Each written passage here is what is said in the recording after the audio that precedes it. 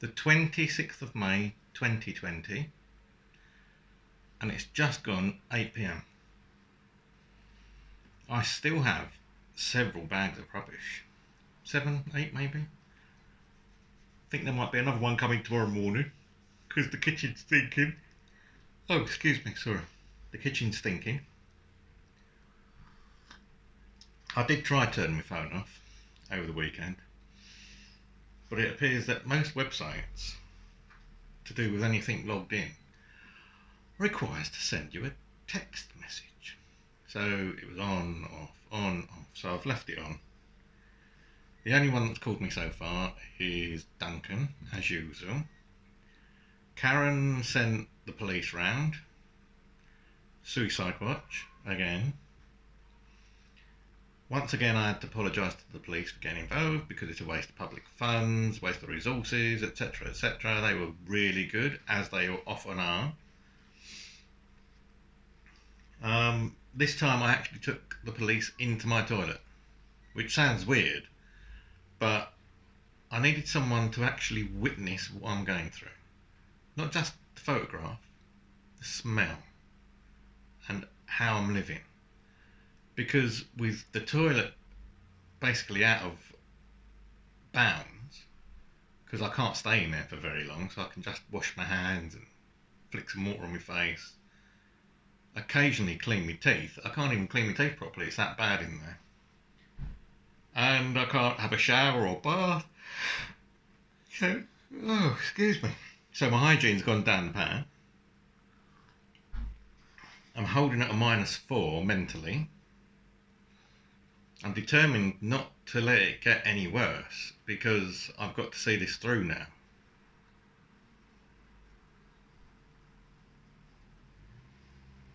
I've replied back to an email that I missed from Karen earlier today, about a couple of hours ago.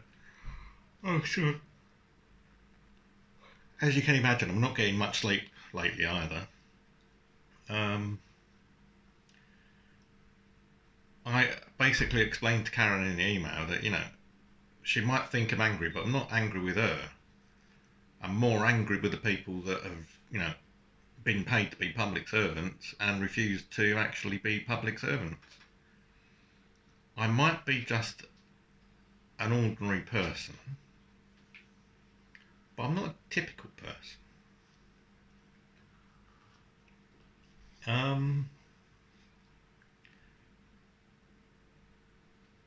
mean, my Asperger's does mean that I need answers. You can't just brush me aside anymore. I've had, 27 years of that. Oh, I am sorry about the yawning. And I'm not asking difficult questions to which people won't have the answers. I just need someone to answer me. Martin Eason needs to explain why he sent my email as a complaint and not given me a meeting. Michelle Maloney needs to explain why I got promised a call from her and she didn't call. Tony Bell, Rosalind Dorr, my 2 counsellors. I don't include the third one because I hadn't seen him in 2 years and, apart from one call where he wouldn't explain himself, I've not seen him since. So, Tony Bell and Rosalind Dorr both need to explain themselves. 1, for not getting involved. 2, for not respecting myself. In the case of Rosalind Doré, 3, for ignoring disabled people. And you know what, I don't need to go into this on here, do I, Rosalind Doré? I would give you a title, but you don't deserve your title. Neither of you do. And Tony, a private Facebook account with one main protagonist as one of your friends? Really?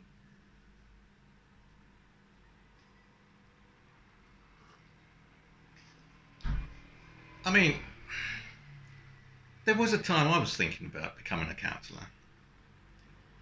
And then I realised you don't get paid, you get expenses. And I thought, oh, counsellors doing a good job and they're not getting paid. I wouldn't be able to do that because, it would have to be a full-time job with me. And it is really a full-time job. And all you get is expenses.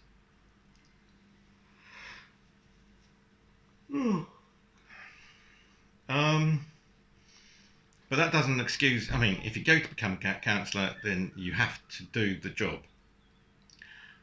And for instance, if I raise something, I don't expect it to be re-raised every 2 or 3 months. And every time I have to explain everything about the issue that I'm trying to raise. There should be an update. There should be a follow-up. You should be chasing these things up. I shouldn't have to be chasing you. You should be chasing people for me if I raise an issue. It's not good enough to, I've sent an email. You need to send an email, copy me in. Easy. Then the customer can see what you've done and who you've done it with. Not, there's lots of people, like in general now, not just my 2 counsellors. There's lots of people from multiple agencies talking about you, Mr. Gibbons. Really? Well, to me, it doesn't feel like anyone is doing anything apart from talking. And even then, I don't believe you. Someone should be managing this situation. Someone senior, not just the one above Junad in housing. It's gone beyond housing. It needs someone senior, one of the directors, to explain theirself or themselves.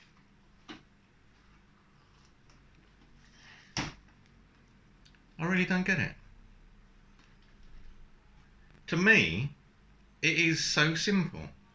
And yet all the council wants to do is waste time, discuss things, hold meetings, hold more meetings, discuss what was discussed at the meeting, at another meeting. Just takes 3 people. Me, a senior director, and someone senior in housing.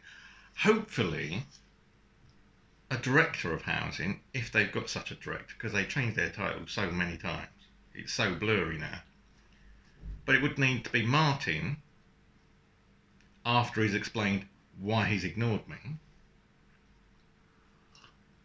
Michelle Maloney, after she's explained why she's ignored me. And someone related to disabled services, because that is at the end of the day what this is all about. And information technology, they need to be there also. And information technology purely for information about the systems, and telephone systems in particular, because without changing the phone systems, not just in Waltham Forest, but across the board, because of the Equalities Act, they should have done this in 2010.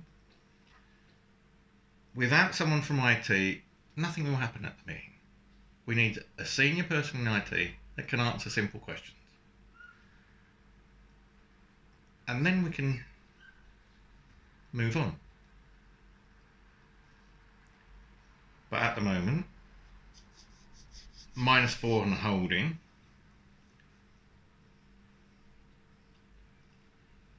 Having spoken to Duncan this morning, he was going to come round himself. I had the police offer to take the rubbish, and I've had Duncan offer to contact housing to get someone from housing to come and take the rubbish. And there's so many provisos on it now because of the way I've been mistreated by housing and the way that housing have made my life hell.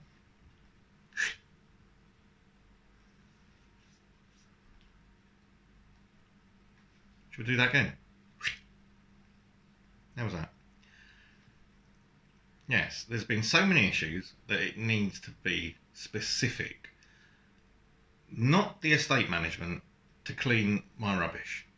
The rubbish doesn't go until there's an agreement. Partial agreement will do. We can talk about the big stuff, the disability stuff, and all that afterwards. We can even talk about all the housing issues afterwards. We need to have a partial agreement as a preliminary to the talks, and then they can come and take my rubbish, and then we can discuss what happens going on. because estates cannot be managed the way that Waltham Forest are currently managing their estates. Good people are being surrounded on islands of crime, and that cannot be tolerated. It's easy for the council to manage the tenants. They have a contract, they have a contractual obligation, both parties. It's not just the council enforces the contract on the tenant also has a right of enforcement on the council. But because the council, I believe the council are getting a bit overconfident in the fact that most people in estates can't afford solicitors. And those that can don't live on estates very long. I believe that council are taking liberties. Not only with the closure of the Ombudsman, I've had no reply from TPAS, by the way. Replied back to TPAS because they said the Ombudsman are taking calls, and yet their website still says they're not. I've had no reply back from TPAS. This has become, have you noticed that this is becoming a full-time career for me, just trying to get things sorted. I thought they were sorted when I moved here 2 years ago, but then you can't really look up stats on councils. Not reliable stats, because like I keep saying, the way that the complaints procedure in Waltham Forest is organised means that it only becomes a complaint if the department you complain to log it as a complaint. Not all emails, not all phone calls, not all letters get treated as complaints. I can guarantee that. I could test it and put an FOI in, but I don't want to become vexatious. So at the moment, it's instinct. Based on my experience of councils and my experience of Waltham Forest Council and their complaints and what they've done to me in the last 3 months, yes, they're not logging all complaints. And they're not following their own complaint procedures correctly or fully, because they certainly haven't done that with me. And if they have an internal note stating for some reason they are authorising not to treat my complaints as serious because they think I'm mad, they've classed me as mental health, that does not negate my normal rights as a normal person, because I am a normal person too. I just have a few disabled needs. And all the council seems to be doing is negating my rights by classing me as mentally deficient or mentally handicapped or something. Because it's all secret and I can't get anyone to help me on the council side. I mean, Duncan's great, but he hasn't got the access that I require. This is why I went to the senior directors. They have access across the board. It needs to be someone from the top who actually believes me first and then gives me a proper internal investigation that can be ratified. Not just, oh, I've made a phone call and they say they're doing everything by the book. No, test it. Secret shoppers, test it. You can't trust managers. They are looking after their own job. It needs to be a secret shopper. Pretend to be a customer. Try and log a repair. Try and get something logged to your housing officer. Try and talk to a housing officer. Make up a few fictitious people that have fictitious addresses on the system. Contact IT, they can do that for you. It's all above board as long as it's all signed off and authorised and legal. It's fine. Just become one of these bogus residents and then try contacting repairs or waste disposal or reporting a bin locker broken, etc., etc. Go to one of these meetings. You know, go to one of the public meetings and see what happens. Because I tell you, until you do, you won't believe a bloody word I say. And quite frankly, I wouldn't blame you. But you need to test your system. It isn't working the way it is. Just have a wander around the estates. During lockdown, just wander around the estates. And then see how many people on the estates are breaking lockdown. You're policing the parks when it should be the estates you need to police. If you police the estates, the streets would be safe, the parks would be safe.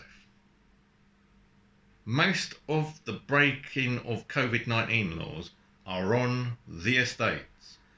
And the reason it is because no one manages the estates. My neighbours, they come and go as they please. They've not followed lockdown at all. We've got people sitting out the back for 4 hours when they should be at home. Not near home, it says stay home. We've got people standing outside having a smoke out the front door, blocking people coming in and out. That's not their home. The legislation says stay home.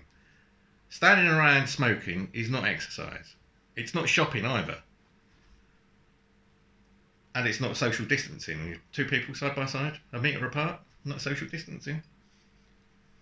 That's what I've been saying to Waltham Forest Council for the last 2 months. They need to forget the parks and police the estates. And then you can police the streets. If you police the estates and the streets, you don't need to worry about the parks, because you know who's going to the park. They're coming from the streets and the estates. I mean, by the time they've got to the park, what are you going to do? Oh, please turn round and go home. Whereas really, if you police the estates, I know I sound like a broken record. If you police the estates, then you could stop them and ask them where they're going. And if they say they're only going for a walk where? Challenge these people. Make it look like you're gonna do something if they're doing something wrong. It's appearance that matters. It's not what you actually do. It's what it looks like you're doing. It's all right getting police down here every 2 days, mob-handed, chasing after someone or trying to raid someone. But there's no threat. They always seem to be running after an individual or going for an individual. It's not people being stopped in the street. They're going after someone. Police never come down here and challenge anyone. In the 2 months we've had lockdown, I've only seen one person challenged, and I don't know what that was for. Maybe COVID, maybe not. But I haven't seen anyone challenged down here. From a couple of coppers, for instance, just wandering the estate. You can't just come down here for 5 minutes and then that's it for 2 days, and then come back here 5 minutes later.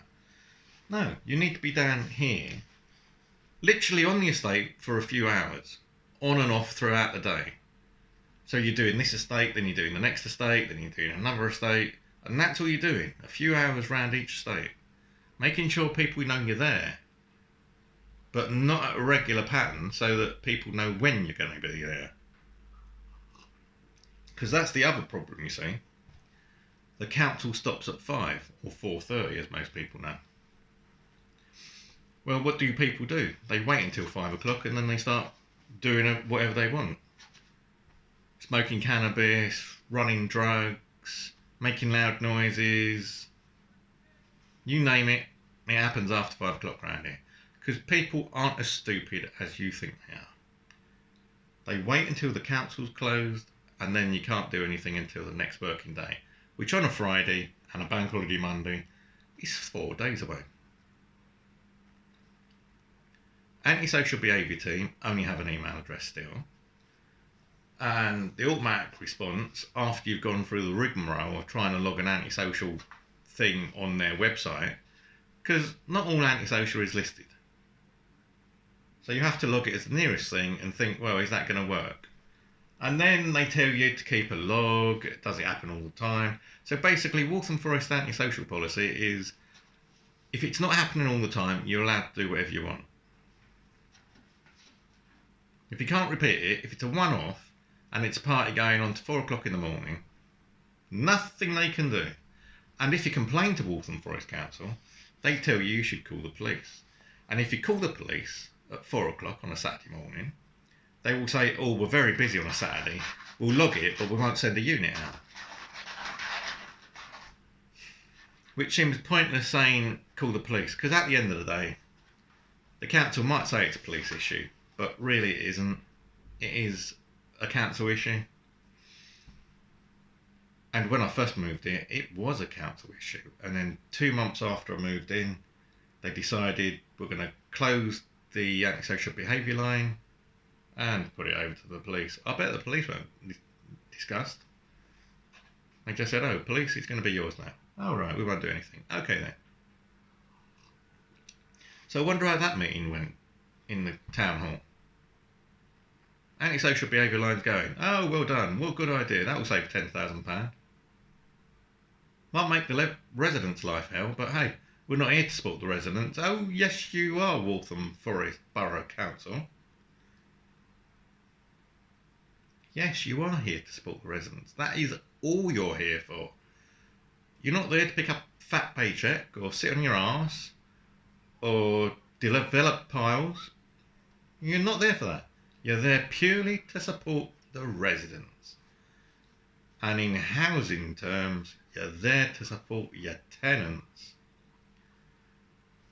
But hey, what do I know? Apart from a lot more than you probably do. I've got a background in law, I've got a background in politics, I've been supporting myself with local authorities for 25 years, I've been supporting my father before that for a good 10 or 15 years. So I've got a good 30 years experience on what councils do and what they don't do and what they're supposed to do.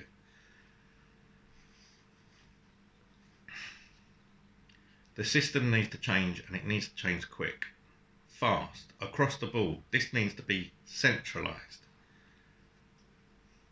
Not only is there no oversight of the abuse of power that a lot of councils have, but there's no oversight of if they carry out their basic duties. Housing, safety, health, environmental health are closed. They're not taking calls. 2 months of lockdown, and if there's a problem with, environmental health, you're on your own.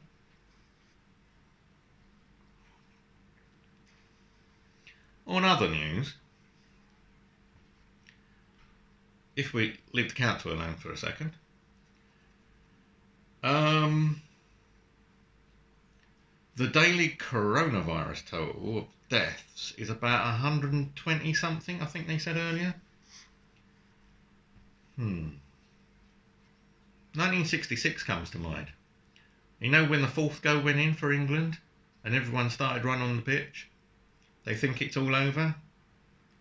Mark my words, 37,000 nearly dead. And that's as of the 26th of May. This is going out in about 6 weeks' time.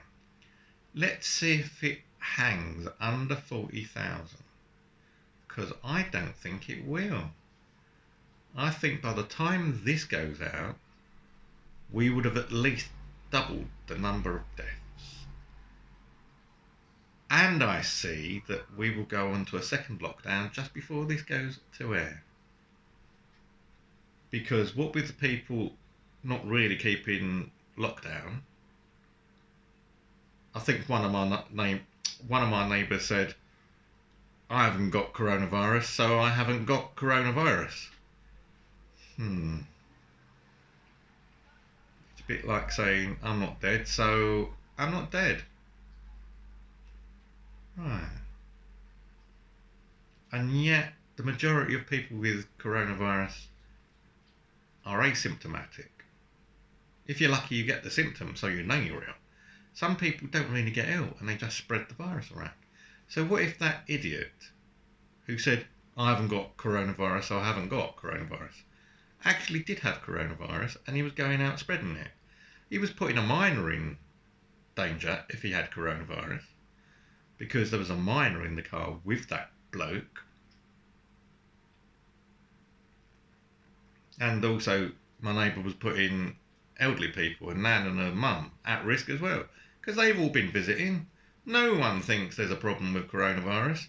Fingers crossed they don't get it then, shall we? Is that what we're doing now? Oh, let's keep your fingers crossed. Let's go and bump into anyone we want. Yes. Well, hopefully, when this goes to air, I'm going to have to hurry up because the light's going. I'm doing this all by daylight because it looks better. Hopefully, when this goes to air, no more people have died from coronavirus. Hopefully, I will have a clean house again. Well, a clean flat. That's Stuart's van. You can tell it to this day. But I don't think that's going to happen. The flat will be cleared. Later this week, there will have to be a plan. People have to do something. Otherwise, I will have to end up paying for someone, because there's no way I'm getting the knobs at the council, the people that pointed their finger and laughed at me. I'm not having them pick the rubbish up. I don't mind the waste people, because they're external, but not the people that don't clear the staircase. If they can pick my rubbish up, they can clear the staircases. And if they clear the staircases, I'd like a report. It's a public body. They're supposed to be open and scrutinised. Give me a report exactly what was removed from all the staircases. Just to make sure that you're doing your job.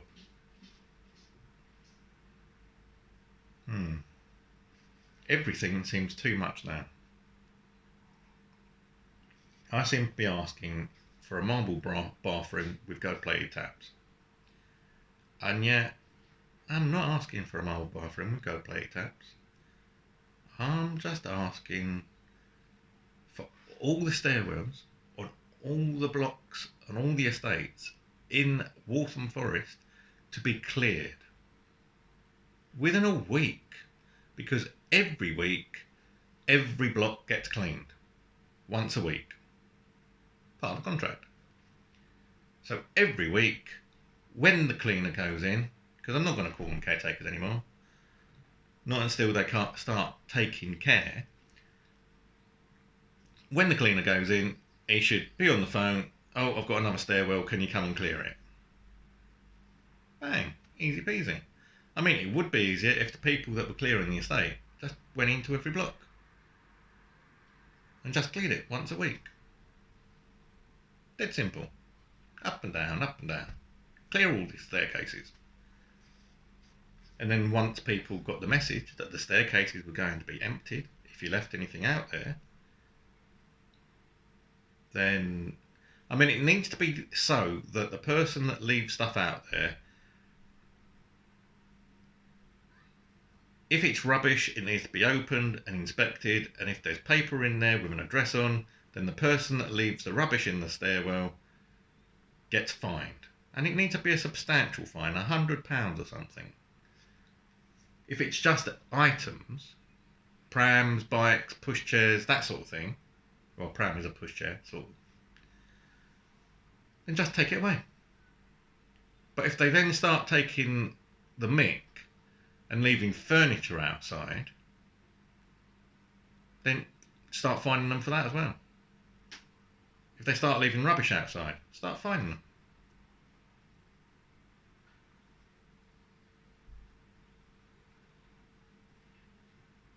And if you can't trace down who's doing it, well, put cameras in your own bloody hallways then.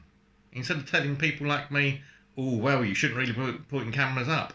And yet, for 18 months, the council's known about this, and all of a sudden, oh, you haven't got permission, you shouldn't really be installing it. You can go fuck yourself, basically. Until you start putting your own cameras up and enforcing your own estates, I'm leaving my camera up. You'll have to take me to court. I'm autistic. I have security needs. The council were aware of this. They were aware of this 18 months ago when I put the camera up. The police have seen it, the council's seen it, the caretaker's seen it. And no one said a thing. The police have said it's fine. My housing office seen it and he hasn't said anything.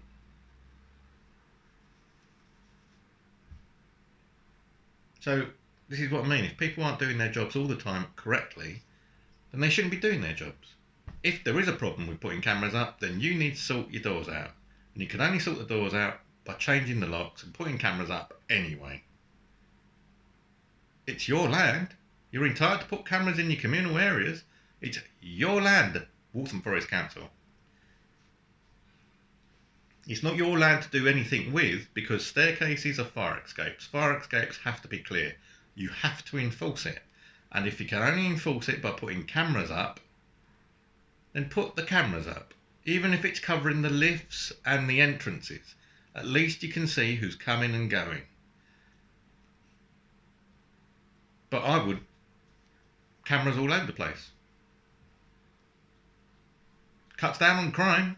Think about it. You think you've got a problem with crime on the estates? Put cameras all over the place. And act on what you find. If people are destroying the cameras, they'll be on camera. Track them down and charge them with damage. And also, if they're minors, well, no matter who it is, with destruction of the property, and get the money back. Get them to pay for the damage. Oh, we ain't got the funds, we ain't got the people. Well, you ain't got the right people, I'll tell you that for sure. And quite frankly, if there was fines and people being made to pay for the damage, eventually it would stop. You take the chocolate away from a child that's being naughty often enough, they don't like it. They will stop being naughty. Just treat everyone like children. At the end of the day, we all are children. We all behave to external forces. To some degree. As lockdown has shown, not everyone behaves the same way. But if you use the right force, then you can get everyone to do anything you want. And I've had enough now. I'm not saying Waltham Forest Council are the worst. I think they're actually quite a good borough. I just think that certain members of staff need retraining. I think the systems are totally against a social, interpersonal operation. You can't complain about someone that lives in a block of flats because you don't know the address. You need the exact address. Wrong. You can't answer any phone calls if you've got anxiety because they come up as private. I've got mine automatically blocked. A lot of people just don't answer them. You know, a lot of elderly people just don't pick them up. A lot of them pick it up and it makes us anxious. They pick it up and they don't like to. We all see it. I've discussed this with people around here. And we all see it the same as knocking on your front door wearing a mask. I wouldn't open the door to you if you was wearing a mask or covering your face. So why should I answer the phone to you when you're coming up private? 20 odd years I've been asking that question. No one's given me a reasonable answer. You don't need to tell me what I already know. It's the phone system. I already know it's your phone system. I also already know that your phone system can be easily configured. There's not an old enough phone system out there anymore. Everything's been digitised. There's no analogue PBXs out there anymore. And most of them are running some form of GUI. Windows, or even in some cases they're running Linux. But most of them are running a Windows system. So administering it is a simple matter for IT. I mean, at the end of the day, IT set all the hunter groups up and things like that. So they can configure what numbers are published, what DDIs are issued, It needs to be more open. Open government. Remember Sir John Major when he was Prime Minister? Open government. That's what we want. Yes, open government.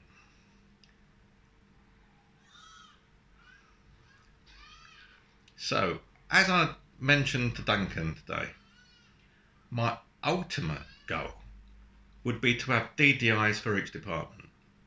Anyone calling you from that department publishes that number on their outgoing call.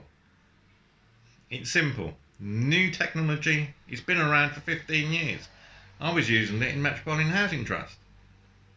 And that was 2004. And they were only a small housing association.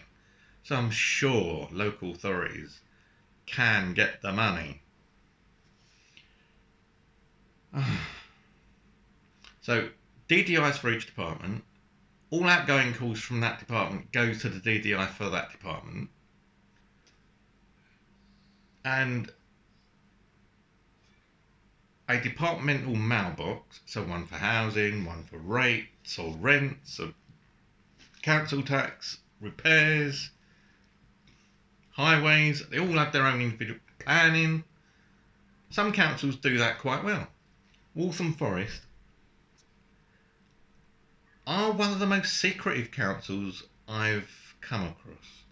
Yes, they have a nice, friendly website, but drill into the website and try and find something, and you end up being forced back into a certain pattern. There's no, okay, templates is all well and good, but there's no, this is housing, or rents, or repairs, or highways. It all gives you more or less the same blurb for every department, and it tells you about WF Direct, blah, blah, blah. Whereas I would make it more open, more usable by people. Not just, this is simple and easy to maintain for IT. Why not have a bit of flair? Templates across the board that departments can customise, but as long as it keeps the same format, the same look, they can customise it a little, so that housing looks more friendly, and highways looks more highways, and planning looks like planning, and you can tell from the initial page that you're on a planning site or highway site. It is fairly simple, even if it's just a matter of colours for each section. You keep the same template, but housing is blue and highways is purple, and I don't know, repairs is black or something like that. I've built enough websites over the years, and I've customised so many, and I've taught people to write websites. It is not a difficult thing to do. Look at GoDaddy and Squarespace and all those web building sites out there. My God, they would be ashamed if one of these councils went to them and said, "Oh, what do you think of my website?" I wouldn't even know if they were W3 compliant, for instance. There's certainly, I don't think the Waltham Forest site is accessible, as it were. They haven't got an app. The web page on your phone looks a bit clunky. The menus don't work properly, etc, etc, etc. It's just something that IT have pushed out, and it's been signed off and no one's actually looked at it. It's like, oh yeah, look, that looks alright on our network. Don't try it on your network. Try it on a cheap mobile. Try it on a laptop. Try it on a tablet. Try it with impaired vision. You know, try it always. Get someone that's got impaired vision to test your website. How's that for an idea? What does this look like to you, you partially blind person? No, let's test it with someone that's young and got perfect vision and see what they think of this funky, multicoloured mess. Let's try it. I think the phrase was made famous by Tommy Boyd on LBC back in the 80s. I think the phrase is get it tested by the Bournemouth Plague Group. A bunch of 8-year-olds or 7-year-olds. And also disabled people. People missing an arm. Or that are, well, why not, blind. Can blind people access information on your website? Is it that accessible? And you're all thinking, blind website? Really? Blind people watch TV? Well, watch TV. They use TV as a radio. So a lot of blind people can still see. There's not many people that are purely blind, but they have shadows and things like that, so they do watch TV. And at the end of the day, if websites are the only thing, and they are, mostly, especially in lockdown, if websites are the only source of information, or the easiest and cheapest source of information, then they need to be accessible for blind people too. Has that been tested? I doubt it. Especially going by blooming colours. You know, okay, I think there is a high contrast option. But seriously, is it just one of those options that came pre-bundled with the package that built the website? I mean, have you modified it as much as you have for the visually sighted, rather than just visually impaired? Are you testing these things as you roll them out on various groups? Have you tried it with autistic people to see what they think? Is it accessible to them? Accessible does not mean just for disabled people in a wheelchair. Accessible is for all disabilities. And calling it a disability is wrong as well. But all those people with alternative abilities, I think the phrase is now. Get people from various abilities to test things. I certainly don't like many websites. Many council-run websites are awful because there's too many menus. There's too restrictive on... There's no free text fields, for instance.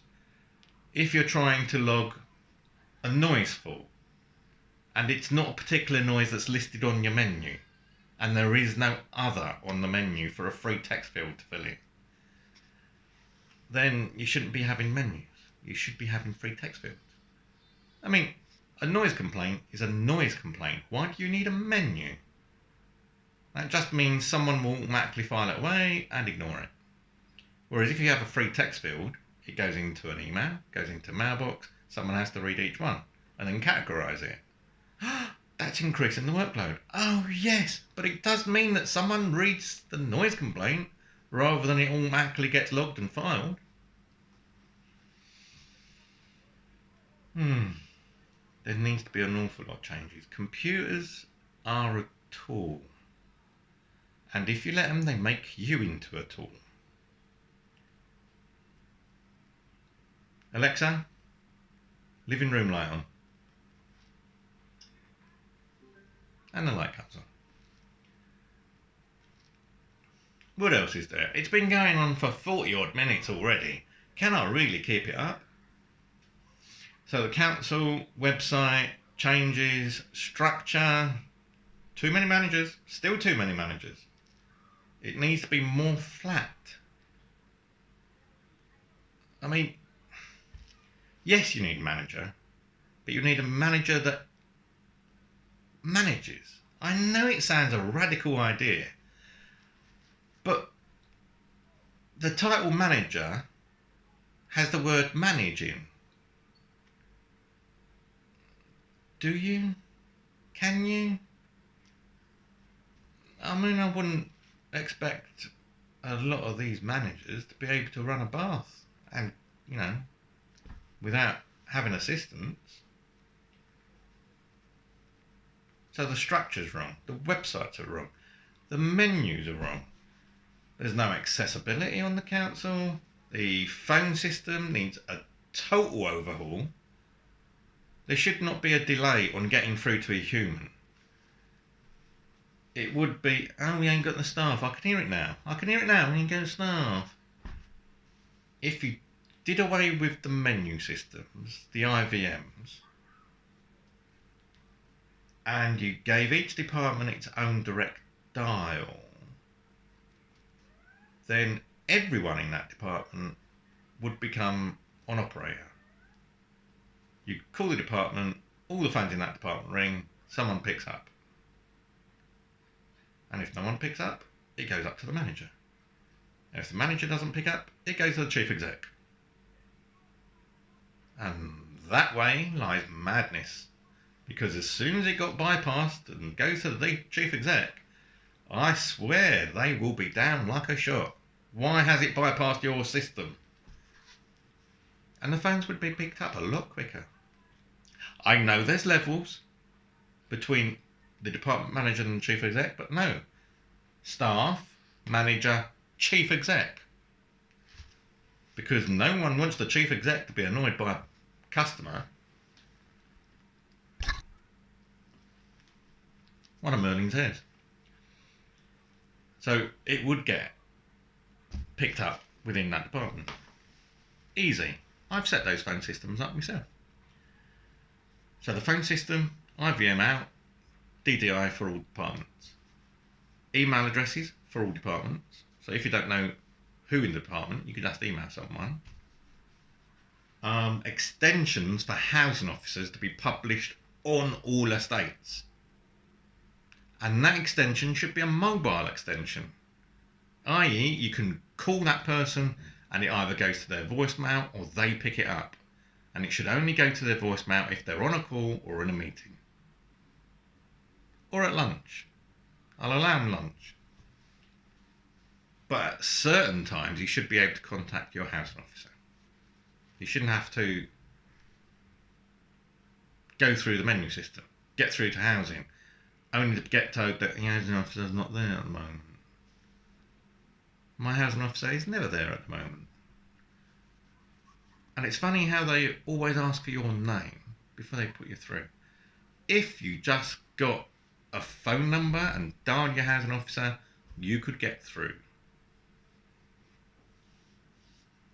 Or they'd have to explain why they weren't picking the phone up on you.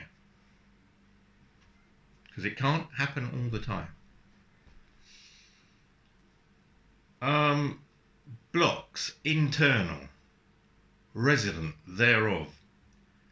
All blocks, mail, phones, communications whatsoever that are being blocked needs to comply with the law. And if you are blocking someone, you need to contact them and tell them they're going to block you, the reasons why and what the appeal is. Not just keep it quiet, just don't answer Mr. Gibbons. This is why it needs to go to the director. I did mention this. What else is there? What else? In other news, I think that's all for the council at the moment. I've done my mental health. I've talked about the flat. I think that's about it. Boys and girls, I think we're finally there. I'm hoping by Thursday or Friday the rubbish will be cleared. Because if not, by Saturday I will lose the cats. And Merlin is my best friend. He's known me for 10 years now, Merlin. Even before he liked me, he used to run over to me and let me stroke him. And that's going back a few years now. So I do not want to lose Merlin. And the other two are like brothers. I don't want to lose those either. So it's either I get the rubbish cleared or I pay someone to clear it, or I lose the cats. At the end of the day, the cat's more important. But I've got 2 Merlins in my favour. And we shall see tomorrow. See what happens. Another day, another dollar, as they used to say. Remember when a dollar used to mean, like, was it 50p? Because it was like $2 to the pound, or was it 25p? Because it was $4 to the pound when I was a kid. I think it was 25p originally, a dollar. So there we are. Oh, just on a side note, does anyone know what anyone's supposed to do with fennel? I got some from the COVID-19 group today. Looks like a big pointy onion. What the hell is fennel for? I'm from Dagenham, man. Pie, mash and, that sort of stuff. I can cook spaghetti bolognese. Fennel? What the hell is... friend of mine sent something about frying fennel like an onion. Don't know. It's all a bit meaningless to me. Anyway, sorry it's been rambly again, and it's gone on for so long. I think 40 minutes? 50 minutes, I think that is. So, thank you for watching. Good night, and I'll speak to you, maybe not tomorrow. Depends if anything happens. Ooh, exciting. Edge of your seat. They think it's all over. But at least by Thursday. Yes, Thursday probably. Because I'm hoping I'll have another visit from the police and I'll have my ice cream by then, so I'll be in a better frame of mind. In fact, I might do one tomorrow when I get my ice cream, because then you can see what Caspy does with ice cream. He's a weird cat when I've got a tub of ice cream. So yes, I will speak to you again tomorrow, even if it's only to show you Caspy. Thank you and good night.